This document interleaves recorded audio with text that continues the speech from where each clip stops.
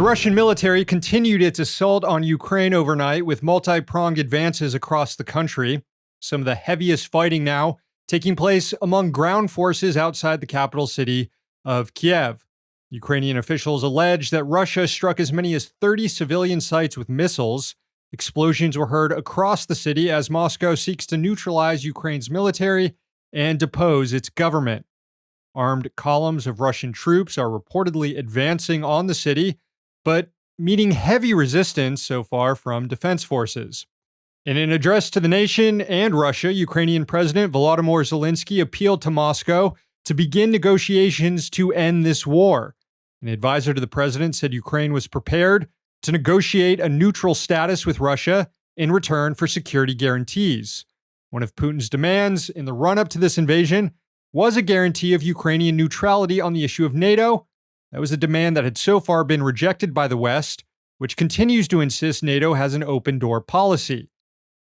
In retrospect, that decision looks reckless, as Ukraine is now left alone to fight back against a much, much larger military. The country's people were sold on the idea that pursuing NATO membership would provide security for Ukraine from Russian imperialism.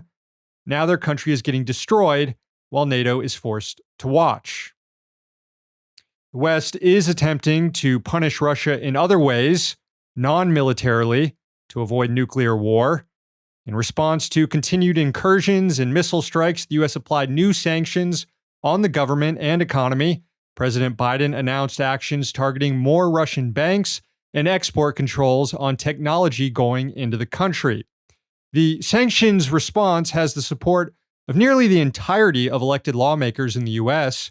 Even Senator Bernie Sanders called for the toughest sanctions to, quote, isolate the Russian economy. One of the lone voices dissenting in Congress was Representative Cori Bush, who in a statement on Thursday came out against these broad-based sanctions that harm civilians, and according to Bush, don't work.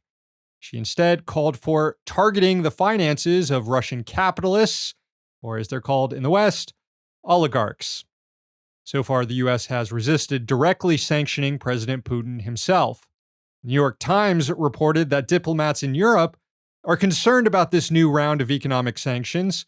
Italy, Austria, and Denmark are worried about broad banking sector sanctions. Italy also concerned about sanctions on railroad industrialists and luxury goods tycoons. Belgium wants a carve-out for the diamond sector. Capitalists looking out for their own across borders. While there are some more reckless voices in the media calling for NATO to intervene directly in Ukraine to repel Russian forces, including the idea of enforcing a no-fly zone, Western militaries are showing restraint, seemingly aware that escalation could lead to nuclear war. Conflicts like this bring to mind the quote from Bertrand Russell about how long humans can keep themselves alive now that they possess weapons like nukes capable of destroying every living thing on Earth. Quote, you may reasonably expect a man to walk a tightrope safely for 10 minutes. It would be unreasonable to do so without accident for 200 years.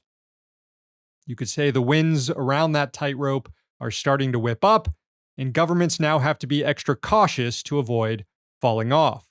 The U.S. did dispatch another 7,000 U.S. troops to Germany and Eastern Europe, bringing the total number of newly deployed soldiers to the region to 12,000. President Biden continues to insist that U.S. soldiers will not be fighting in Ukraine. In addition to showing solidarity with the Ukrainian people who are enduring this nightmare, recognition needs to be given to citizens in Russia, who are now taking personal risk to protest their own government.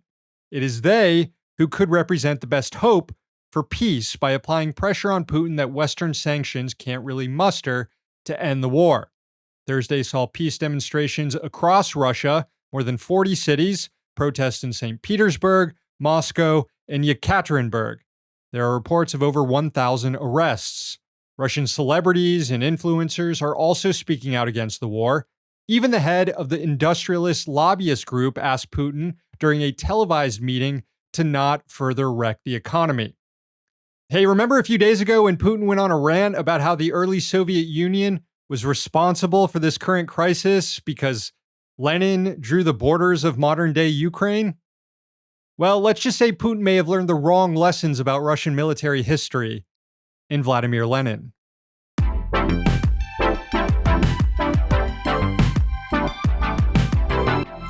One final headline before we get to the fun stuff, rich dicks and socialist history.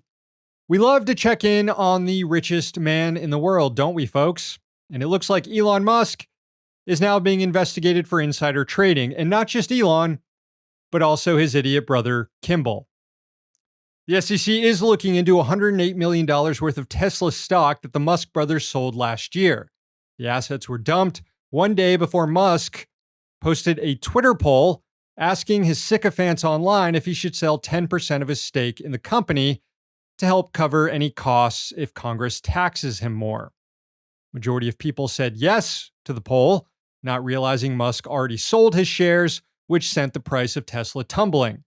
Knowing you're about to tweet something that could cause your company's stock price to go down, and selling stock beforehand would seemingly run afoul of insider trading laws, which are basically laws meant to prevent trading on non-public information, like what Elon plans to post on Twitter. Investigators want to know if the Musk brothers discussed the poll before selling their stock. This isn't the first time Musk has run afoul of SEC regulations, and previous settlements required Musk to get his tweets pre-approved to make sure they aren't violating securities law like they have in the past. I guess those terms aren't being followed anymore. You know how rescue workers will lie in the rubble to let rescue dogs find someone who is alive just to keep their spirits up? Well, the universe was sort of like that today with this story.